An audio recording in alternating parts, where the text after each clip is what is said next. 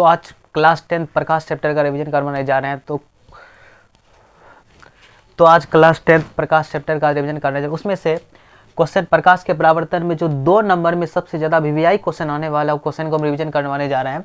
तो क्वेश्चन है, पहला क्वेश्चन सबसे इंपॉर्टेंट क्वेश्चन, प्रकाश कुंज क्या है या कितने प्रकार के होते हैं। प्रकाश के बारे में सबसे पहले हम लोग बात करते हैं। प्रकाश जो होता है, प्रकाश वह कारक है जिसकी सहायता से हम किसी वस्तु को देख सकते हैं, उसको हम प्रकाश बोलते हैं। और एक सरल रेखा में जो प्रकाश की गति होता है उसी को बोलते हैं हम प्रकाश की किरण।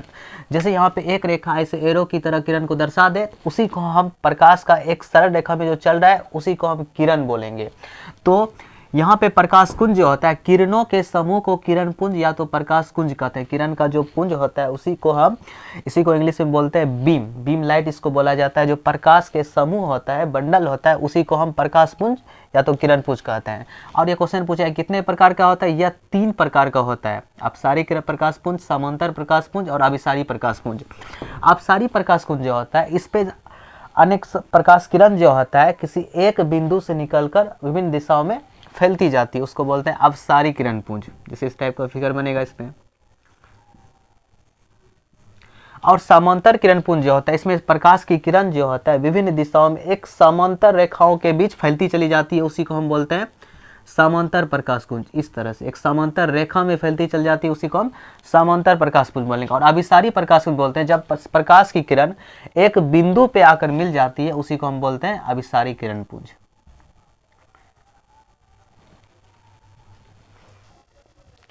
फिर इसका दूसरा इंपॉर्टेंट क्वेश्चन देखते हैं, जो कि हर साल इस पे क्वेश्चन आता है 2 नंबर में। प्रकाश के परावर्तन के नियमों को लेकर और इसे किरण आरेख से दर्शाएं। प्रकाश का परावर्तन क्या होता है, जब प्रकाश के किसी वस्तु से टकराकर वापस लौटने को, इसी को हम प्रकाश का परावर्तन बोलते हैं। और यह प्रकाश का परावर्तन यहाँ पे किसी रचित किया हुआ भाग पे, खासकर समतल दर्पण में कराया जाता है। तो उसका डिफिनेशन लिखेंगे, प्रकाश के किसी वस्तु से टकराकर लौटने को प्रकाश का परावर्तन कहते हैं।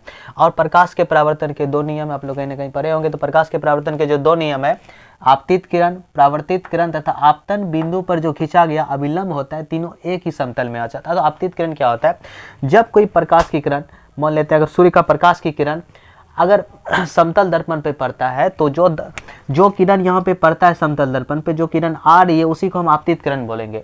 और यहाँ से परावर्तन के बाद जो किरण जिस दिशा में लौट जाएगी उसको हम परावर्तित किरण बोलेंगे। और यहाँ पे इसको हम समतल दर्पण, और जिस बिंदु पर आपतित किरण और परावर्तित किरण आके मिलती है उसको हम आपतन बिंदु बोलते हैं। और यहाँ पे जो एक लंब डाला जाता है, और लंब डालने के बाद यहाँ पे लंब, इसको अभिलंब बोला जाता है। अभिलंब और आपतित किरण के बीच जो कोण बनता है उसको हम आपतन कोण बोलते हैं। और अभिलंब और परावर्तित किरण के बीच में जो कोण बनता है उसको हम परावर्तन कोण बोलते हैं। तो इसका दूसरा सबसे इम्पोर्टेंट नियम है, आपतन कोण परावर्तन कोण के बराबर होता है। तो ये 2 नियम खासकर हर साल रिपीट होते रहता है। इस क्वेश्चन को अच्छी तरीके से रिवीजन कर लेना है।